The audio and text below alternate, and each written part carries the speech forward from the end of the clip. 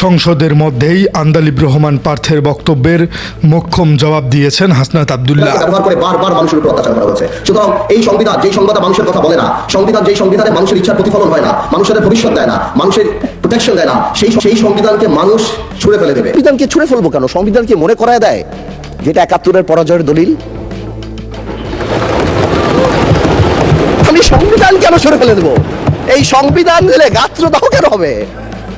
এত গায়ে লাগবে কেন? If I don't like it, there are relevant provisions করছি। উনি বলেছেন ৭২-এর সংবিধানের কিছু কিছু বিষয় ওনারা সম্মান দিয়েছেন, তার মানে কিছু কিছু বিষয় ওনারা সম্মান দেয় নাই। তার মানে এই অভ্যুত্থানের পরে এই সংবিধানের কিছু অংশ ওনারা মেনেছেন, কিছু অংশ ওনারা মানেন নাই। ওনারা কেবল ওই অংশটাই মেনেছেন যে অংশটা ওনাদের পক্ষে গিয়েছে, যে অংশটা ওনাদের বিপক্ষে গিয়েছে এই অংশটা ওনারা মানেন নাই। মাননীয় স্পিকার, এই ধরনের প্রকৃতি সম্পন্ন যারা আছে বাংলাদেশের পার্লামেন্ট, যারা দেখছেন তারা সিদ্ধান্ত নেবেন। যারা কখনো কখনো কনফর্মিস্ট, যারা কখনো কখনো রিফর্মিস্ট, তারা মূলত হচ্ছে অপরচুনিস্ট।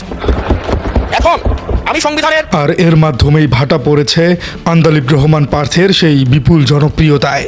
দর্শক, রাজনীতির মাঠে একটা কথা খুব প্রচলিত আছে, বক্তৃতা দিয়ে হয়তো সাময়িক হাততালি কুড়ানো যায়, কিন্তু লজিক বা নিখুঁত যুক্তি দিয়ে প্রতিপক্ষকে আক্ষরিক অর্থেই বোবা করে দেয়া যায়।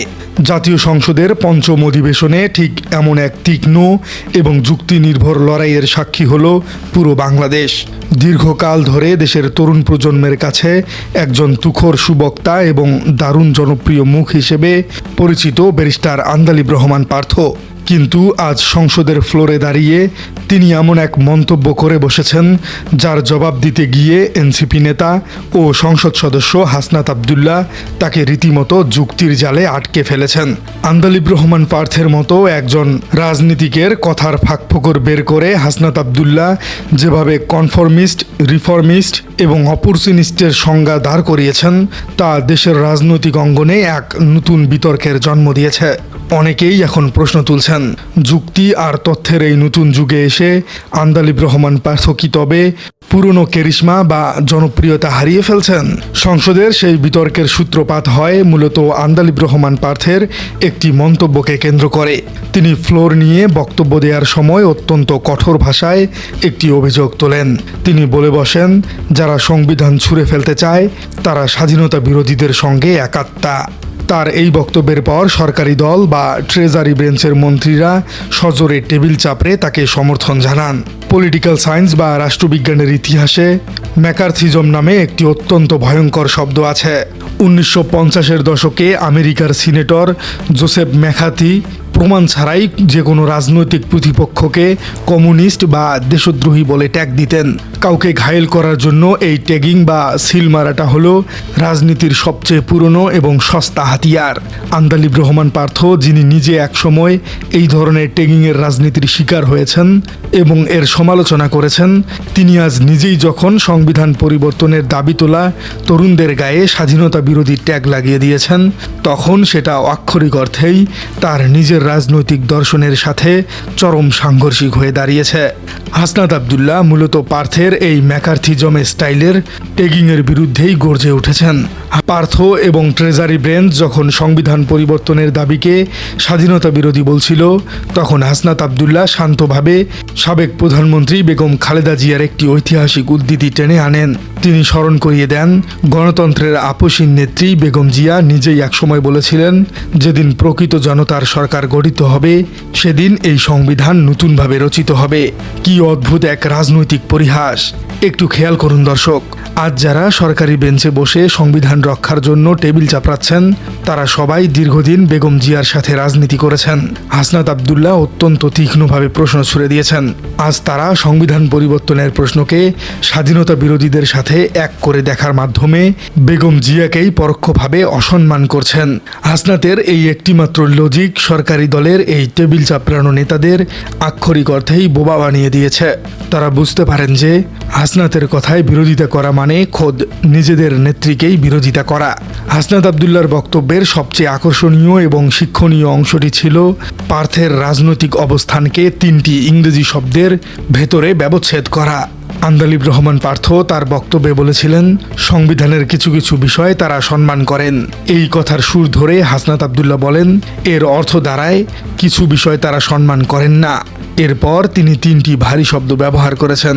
প্রথম শব্দটি হলো কনফর্মিস্ট, অর্থাৎ যিনি প্রচলিত নিয়ম বা প্রথাকে চোখ বন্ধ করে মেনে চলেন।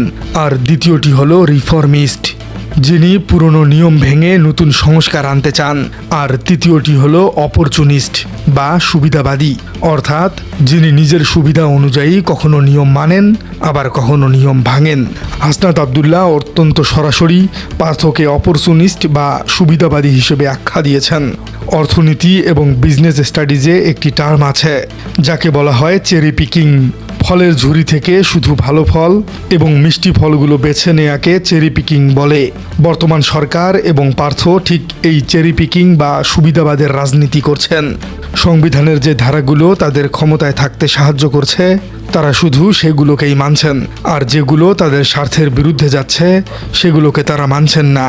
হাসনাত স্পষ্ট ভাষায় বলেছেন, কেউ একসাথে সাংবিধানিক এবং অসাংবিধানিক হতে পারে না। এই দ্বিচারিতা মূলত সাধারণ মানুষের সাথে এক ধরনের রাজনৈতিক প্রতারণা। বিতর্কের এই পর্যায়ে এসে হাসনাত আবদুল্লাহ বেশ কিছু ভারী আইনি এবং সাংবিধানিক ধারা তুলে ধরেছেন, যা প্রমাণ করে যে তিনি কতটা প্রস্তুতি নিয়ে সংসদে কথা বলছেন। Hasnat Abdullah doctrine of necessity অর্থাৎ জরুরি প্রয়োজনের মতবাদের প্রশ্নটি আবার সামনে এনেছেন। আইনের ভাষায় এই মতবাদটির মানে খুব সহজ। ধরুন আপনার বাড়িতে আগুন লেগেছে, এখন আইন অনুযায়ী অন্যের ঘরের দরজা ভাঙা অপরাধ, কিন্তু ভেতরে আটকা পড়া মানুষকে বাঁচাতে আপনি যদি দরজা ভেঙে ফেলেন তবে আইন আপনাকে শাস্তি দেবে না, কারণ সেটি ছিল জরুরি প্রয়োজন। 5 আগস্টের পর দেশে যা হয়েছে তা এই জরুরি প্রয়োজনের খাতিরেই হয়েছে। কিন্তু হাসনাত আবদুল্লাহ স্মরণ করিয়ে দিয়েছেন যে বর্তমান সংবিধানের 7 এ এবং 7 বি অনুযায়ী সংবিধানের মৌলিক কাঠামো পরিবর্তন করা একেবারে বেআইনি। বিগত স্বৈরাচারী সরকার এই ধারাগুলো সংবিধানে যুক্ত করেছিল যাতে কেউ কখনো এই সংবিধানকে বদলাতে না পারে।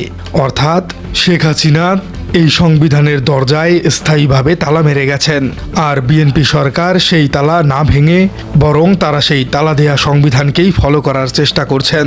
সংবিধান যে কোনো ধর্মগ্রন্থ নয় এবং এটি যে অক্ষরে অক্ষরে পালন করা সম্ভব হয়নি তার সবচেয়ে বড় প্রমাণ হিসেবে হাসনাত আবদুল্লাহ 5 আগস্টের ঠিক পরের দিনের একটি ইতিহাস তুলে ধরেন।